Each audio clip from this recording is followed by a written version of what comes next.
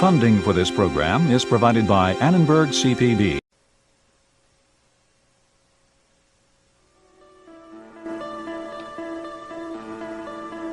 O nobre em seu castelo, o clero em sua igreja, o camponês em sua cabana. Um modelo social simples que duraria séculos.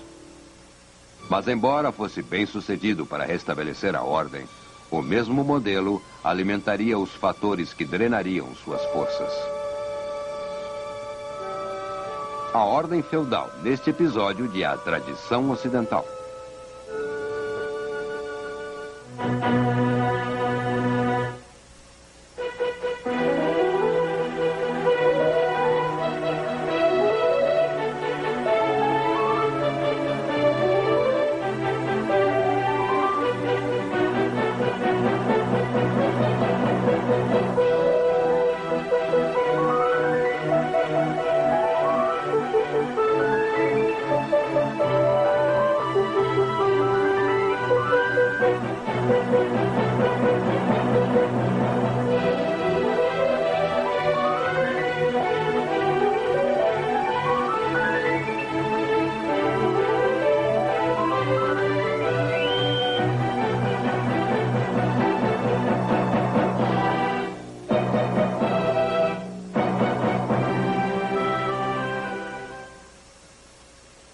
E agora o professor da Universidade da Califórnia, Eugene Weber, em sua jornada através da história da civilização ocidental.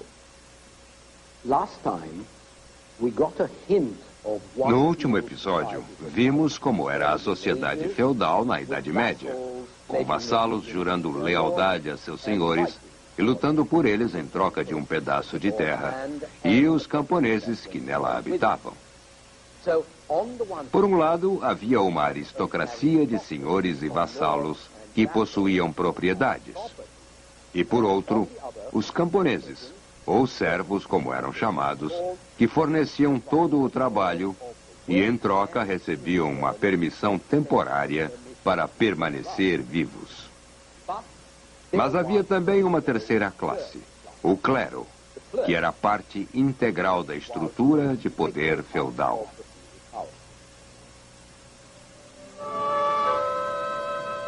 A igreja estava indo muito bem. Recebera terras e tesouros. E administrava sua riqueza com mais continuidade que os proprietários seculares, que variavam em qualidade e geralmente estavam fora, roubando algum outro senhor. A igreja jamais morreu. E assim tornou-se mais rica e liderou um novo renascimento cultural por volta do ano 1000. Esta é a época descrita por um monge na Borgonha, chamado Raoul Glaber, que não apreciava muito sua época, mas disse que o tecido das igrejas fora refeito. E todas as nações da cristandade brigavam entre si sobre quem deveria orar nos prédios mais bonitos.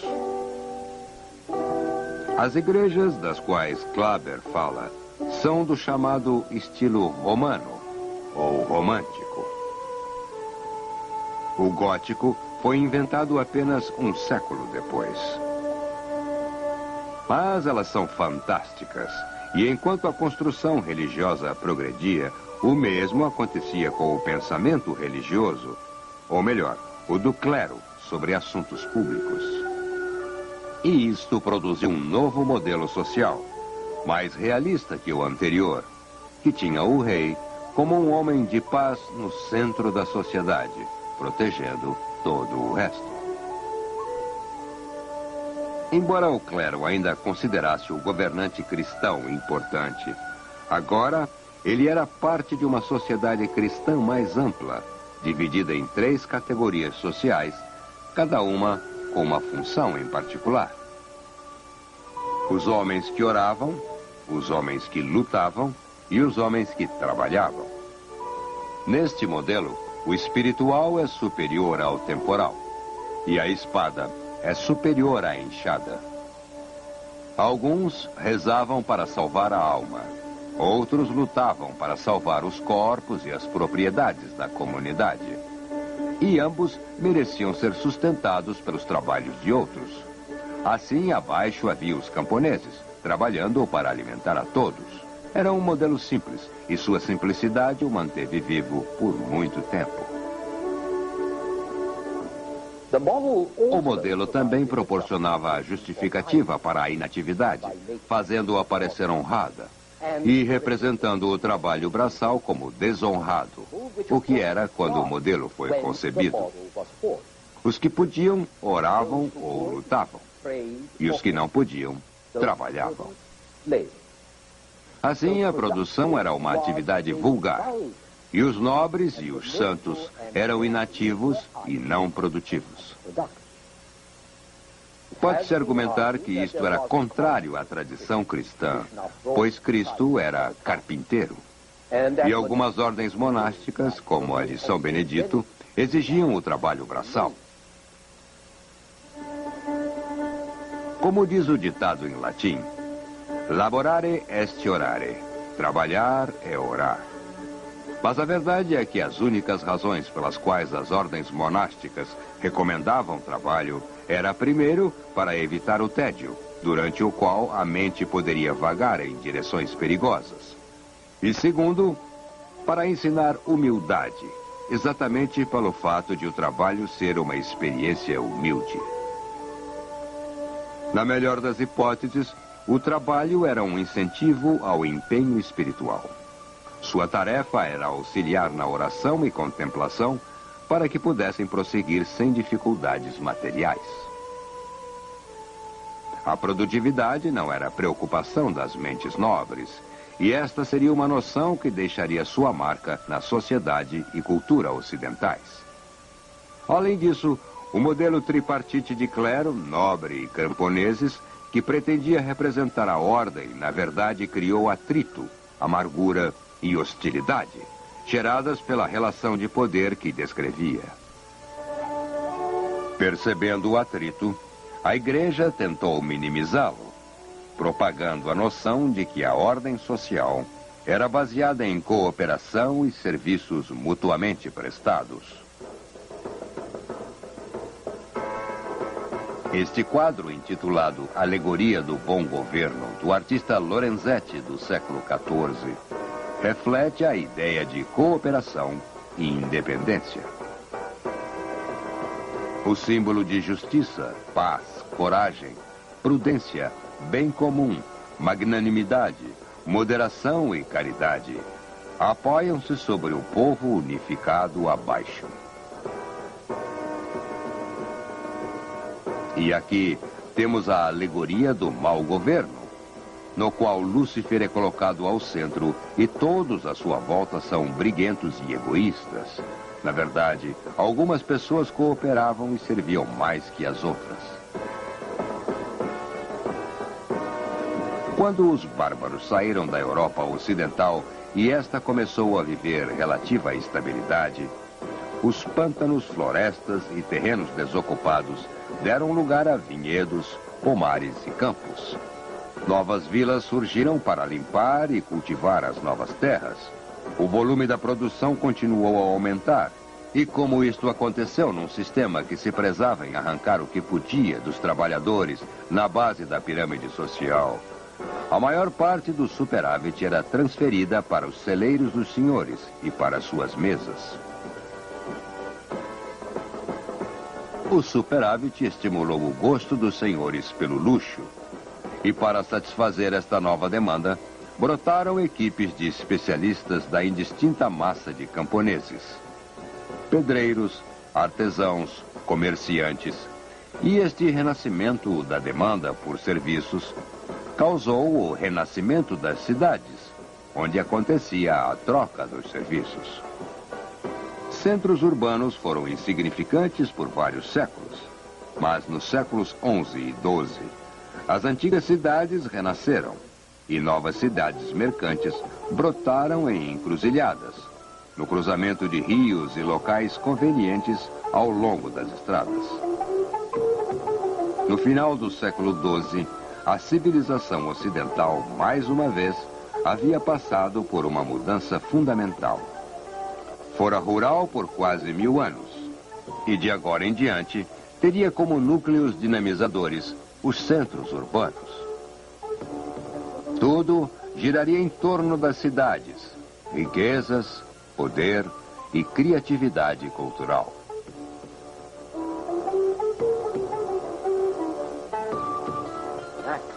Naturalmente, uma mudança tão profunda teve um impacto no modelo das 3 ordens e nas relações sociais que este modelo tentou estabilizar.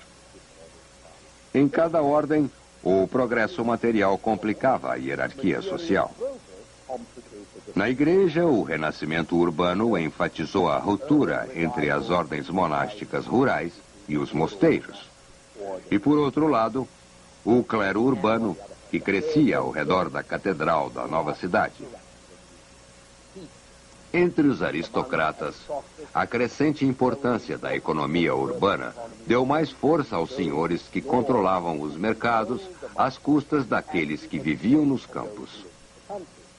Mas a maior revolução ocorreu não no topo, mas sim no terceiro nível, entre os camponeses.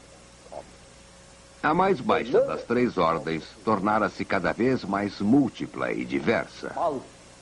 Os camponeses ainda representavam a grande maioria, mas mesmo no patamar rural havia mais mobilidade. E alguns camponeses assumiram melhor posição em relação aos outros.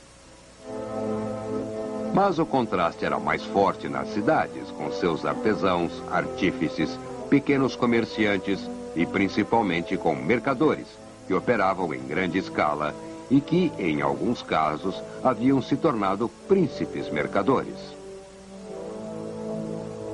Organizações profissionais também desenvolviam-se, associações e fraternidades que defendiam os interesses de uma paróquia ou mercado, e corporações de mestres e estudantes das novas escolas que foram fundadas. Estas escolas surgiram primeiro em Bolonha e Paris, mas logo apareceram em todas as grandes cidades, funcionando sob patentes cedidas pelo Papa, o Imperador ou o Rei. A palavra universidade é um termo medieval para tais corporações independentes. Com todas estas mudanças, apareceu mais um conflito. Típico da luta entre a ordem antiga e as novas forças, foi o acordo assinado em 1215 entre João, rei da Inglaterra, e seus barões. Um acordo que chamamos hoje de Magna Carta, ou a Grande Carta. Quando João tornou-se rei, a administração real havia melhorado, mas não as finanças reais. Assim, João fazia os nobres, o clero e as cidades pagarem impostos. Ele transgrediu seus privilégios e, enviando oficiais para a coleta de impostos, levou o reino à beira da guerra civil. O único modo de evitar o conflito foi um acordo que descrevia os direitos dos homens livres, principalmente dos barões, claro, e do clero, mas também das cidades e dos mercadores.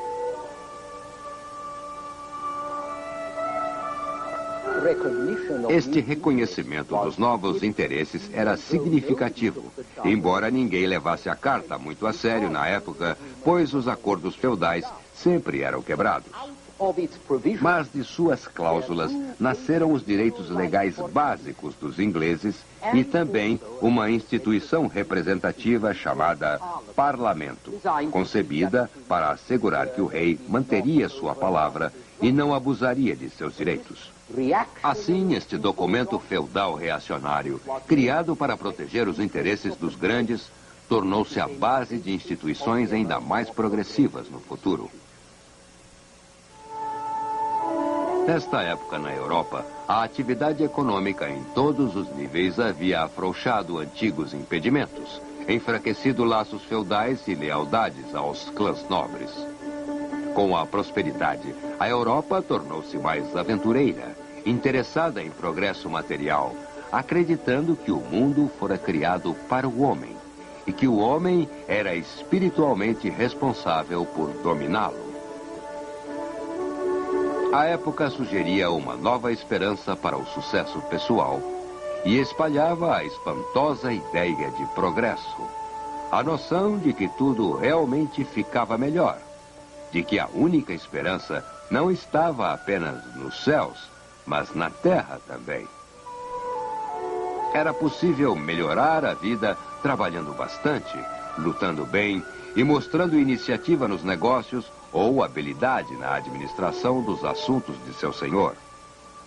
Uma boa indicação deste novo espírito era que a Europa passava de uma postura defensiva para uma ofensiva. Embarcou num tipo de aventura imperialista, característica de sociedades cheias de energia, vitalidade e autoconfiança. Entre os séculos XI e XIII, 8 grandes expedições partiram para recuperar Jerusalém e os locais sagrados aos infiéis turcos. A primeira cruzada, como estas peregrinações armadas eram chamadas, capturaram Jerusalém em 1099. E o resultante reino cristão de Jerusalém durou quase 100 anos. No entanto, no século XIII, o entusiasmo original morreu.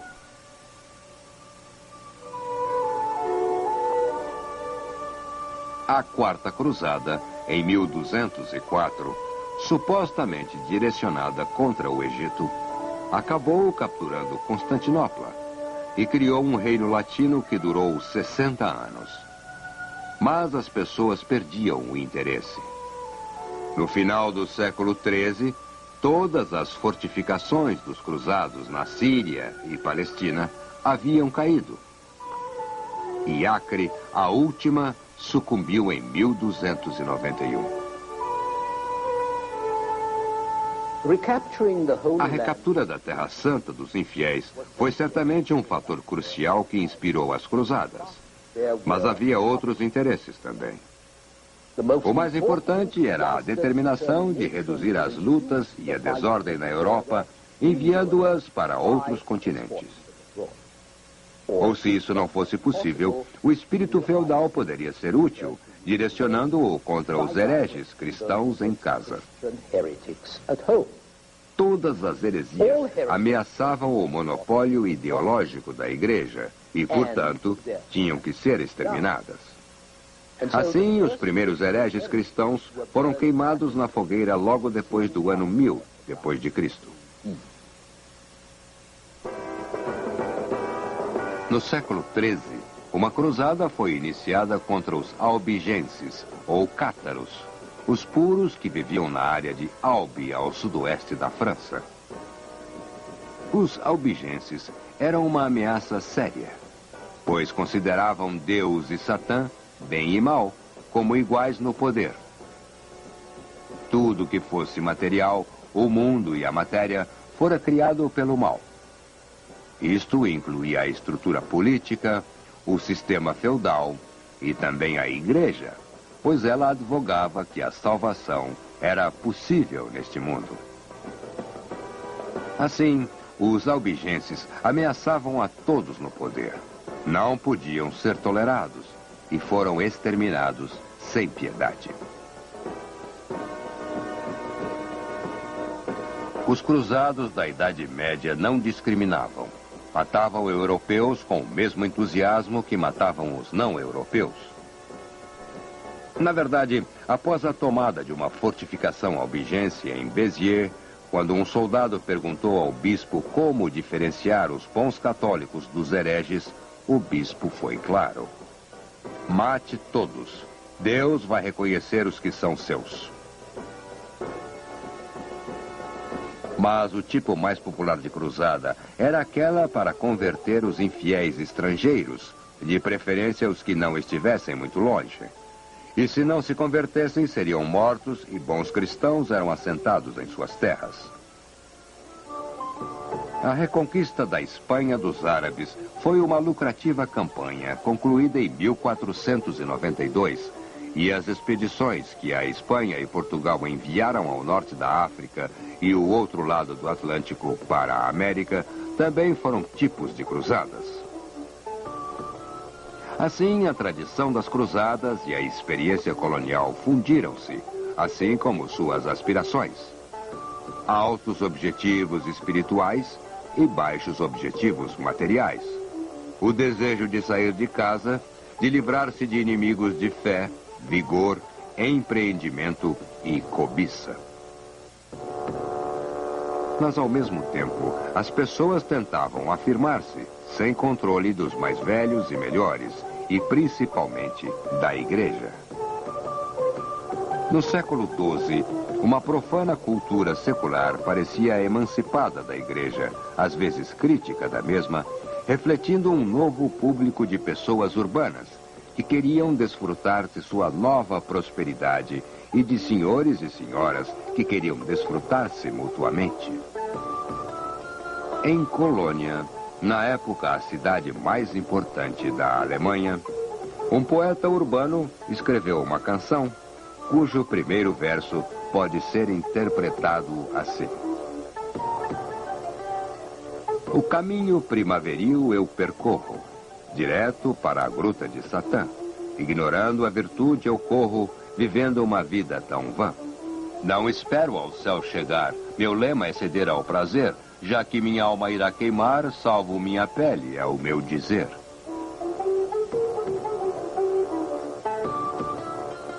Deve ter havido muita gente que se sentia assim e não se importava em dizer o que pensava, o que nos diz muito sobre a mudança de espírito da época. Havia também novos jogos amorosos que podem não ter sido sérios, mas sugerem a emancipação das crenças religiosas de épocas mais restritas e hábitos mais suaves. Uma redescoberta de modos e galanteria. Tudo o que descrevemos como cavalheirismo.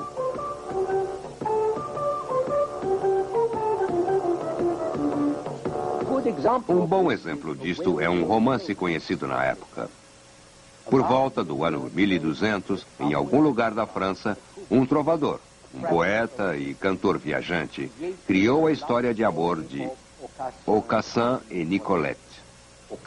Aucassin, filho de um conde, ama e quer casar-se com Nicolette, uma criada, sem posição aparente, recém-trazida dos sarracenos.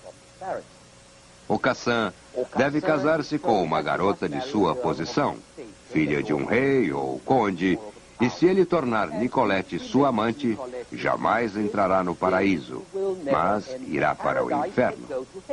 E esta é a sua resposta. O que tenho a fazer no paraíso? Não procuro lá entrar, a menos que tenha Nicolette, minha mais doce amiga, a quem tanto amo. Pois ninguém vai ao paraíso, exceto as pessoas que mencionarei. Velhos padres vão para lá, e velhos aleijados. E os miseráveis deformados que rastejam noite e dia perante os altares, e aqueles vestidos em velhas capas poídas, trapos e farrapos, que estão nus e descalços, e cheios de feridas, e morrem de fome, sede, frio e misérias.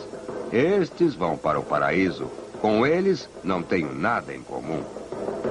Mas para o inferno eu irei, pois para lá vão os finos servidores e cavaleiros, que morreram em torneios e grandes guerras. E os corajosos soldados e os homens nobres, com esses eu irei. E para lá também vão as alvas e graciosas damas, que têm 2 ou 3 amigos além de seus maridos. E para lá vai o ouro e a prata e as finas peles. E para lá também vão os menestréis e os poetas e os reis deste mundo. Com esses eu irei, para que tenha Nicolette, minha mais doce amiga, comigo.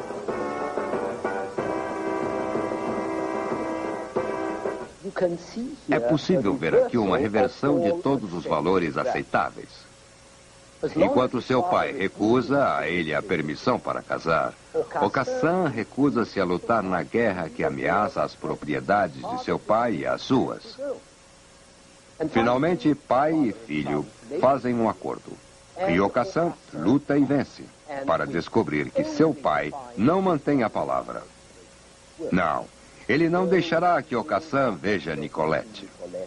E assim, Okassan liberta o líder do inimigo que fizera prisioneiro e pede que o mesmo o faça o maior dano possível a seu pai. Como veem, todos os valores aceitos, cristão, filial, feudal, são massacrados por uma loucura amorosa. Quanto às aventuras dos jovens, elas continuam. Perdem-se um do outro, encontram-se, beijam-se, casam-se e vivem felizes para sempre. E este é um ótimo ponto para terminarmos. No próximo episódio. Next time, a look at everyday life in the Middle Ages. Please join us then.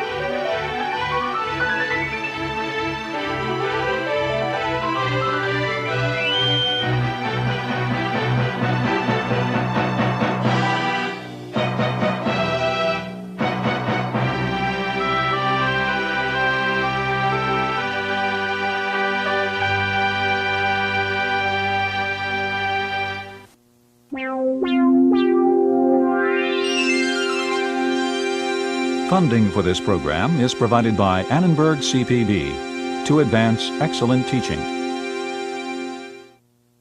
For information about this and other Annenberg CPB programs, call 1-800-LEARNER and visit us at www.learner.org.